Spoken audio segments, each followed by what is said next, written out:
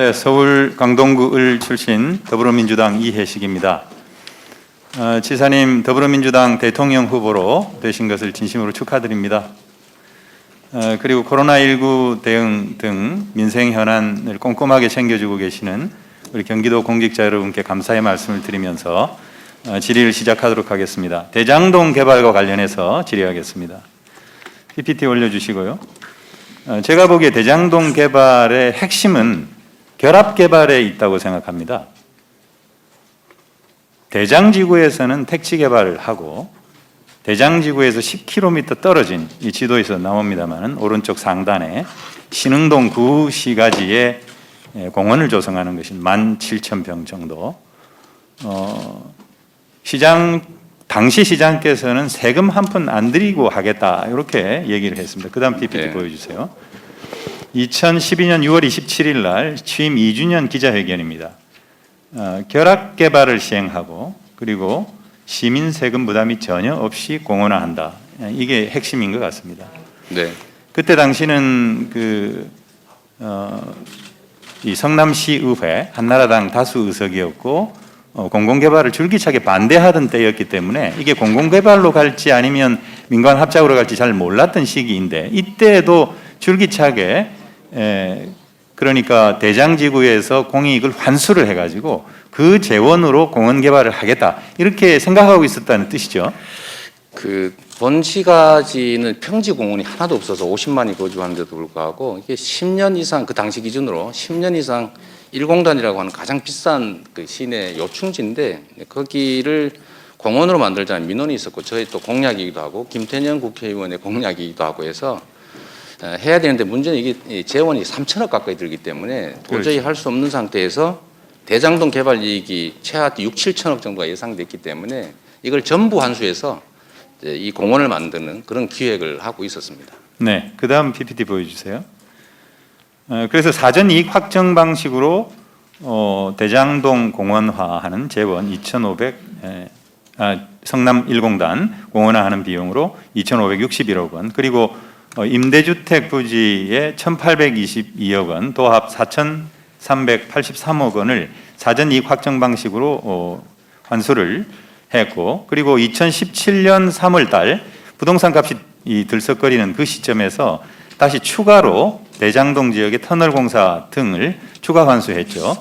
그래서 이것과 관련해서는 민간 개발업자들이 소송을 할지를 몰라서 부재소 특약 확약서를 진구를 하는 이제 그런 방식으로 철저하게 공익을 환수하는 방식으로 갔는데 이때 당시에 이런 방식에 대해서 공산당 같다 이런 말씀을 들었다고 제가 알고 있는데 그 경위에 대해서 잠깐 설명을 해주시기 바랍니다.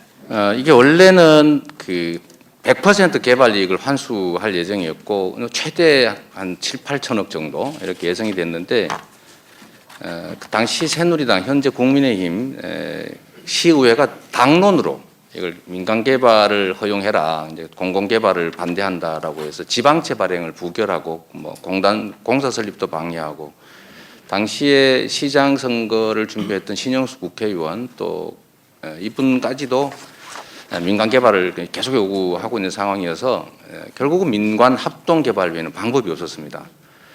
그래서 최초에는 개발 예정 이익이 6,200억 정도였는데 이제 저희가 70%가 넘는 이제 4,400억을 환수해서 아까 말씀하신 것처럼 1공단 공원화하고 1,822억 원을 상한으로 한 임대부지 또는 현금을 받기로 했고 그런데 이게 2015년은 여러분 아시다시피 그 부동산 경기가 엄청 나쁠 때입니다. 그러니까 미분양이 막 속출할 때 있는데 그 자료 한번 보여주시면 좋겠어요. 그때는 이 정도 저희가 환수했는데 그 후에 2017년이 되니까 이제 부동산 가격이 올라가는 기미가 있어서 이것도 하고 좀 그래프 하나 줘보세요. 보시면 2015년부터 2016년까지 이 미분양이 속출하던 때입니다. 이제 이 시점에서 저희가 이제 했는데 이제 27년이 되니까 줄어들기 시작하는 거죠. 네. 그래서 저희가 보시면 저희 2017년 6월에 저희가 그 1,100억을 추가 환수했습니다. 사실 인허가권을 남용했다고 비난받을 만한 사안이었는데 저희가 실시에 인가를 하면서 이거 더 부담해라. 그래서 주변에 터널 공사 같은 걸 부담시켰습니다. 근데 그렇게 하니까 저희가 사실 한 80% 정도 환수한 꼴이 됐는데 네, 많이 보시면, 알려진 사안 갑자기 이렇게 올라가면서 네. 그 민간 측의 이제 예정 이익, 이제 불확정 이익이 늘어나게 된 것이죠. 저희는 올라가든 내려가든 이게 많이 떨어졌다면 저희들은 그래도 이익은 확보하는 것인데 하여튼 이게 이제 부동산 경기 때문에 지금 이제 국민들께서 실망하는 그런 상황이 발생한 것 같습니다. 네. 어떻든 저런 방식의 공공이익 환수가 결국 일반적인 통상적인 기부 체납과 같다 이런 가짜 뉴스들이 많이 있습니다. 그와 관련해서 좀 확실하게 제가 좀 얘기를 하기 위해서 판례를 준비를 했는데 이 대장지구 토지 이용 계획도입니다. 여기에 빨간색은 주택 부지인데 파란색은 학교 그리고 녹색 연두색은 공원 녹지 그리고 하얀색이 도로입니다.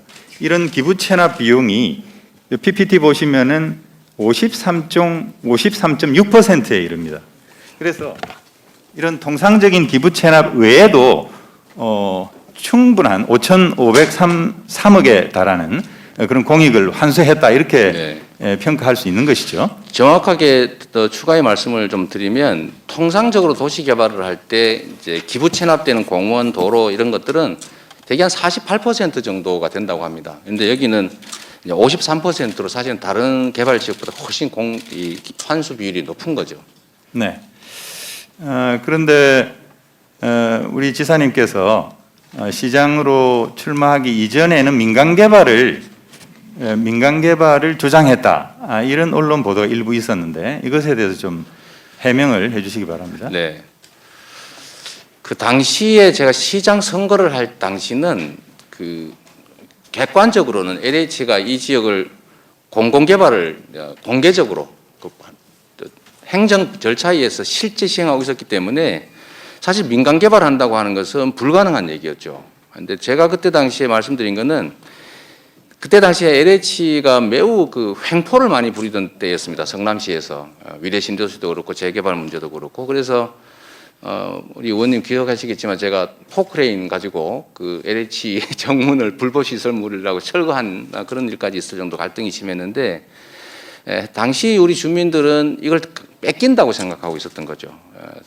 그래서 저희는 시 주도의 개발, 민간 개발을 시 주도의 개발을 하되 해당 지역 주민들이 참여하는 방식을 그때는 검토했던 겁니다. 이 LH가 하더라도 주민들에게 일정 포션을 주든지 아니 보상을 충실하게 해라라는 주장을 했던 것이고 저희가 얘기한 건 공약집에도 있습니다만 성남시 주도의 이제 뭐 이런 표현을 제가 써놓은 이유가 사실 그런 것 때문이었죠. 근데 LH가 시행하던 이 해당 부지는 이미 공공개발이 진행 중이었기 때문에 민간개발을 얘기할 여지가 없는 것인데 아마 주민들은 당시에 이미 땅을 민간개발업자한테 다 판 상태여서 아마 그런 주장을 했던 거 아닌가 싶은 생각이 들고요. 네. 저희는 6월 28일 제가 취임하기 3일 전에 LH가 갑자기 네. 포기했기 때문에 그때부터는 공공개발, 성남시 주도 공공개발을 명확한 입장을 가지고 있었습니다. 네. 예.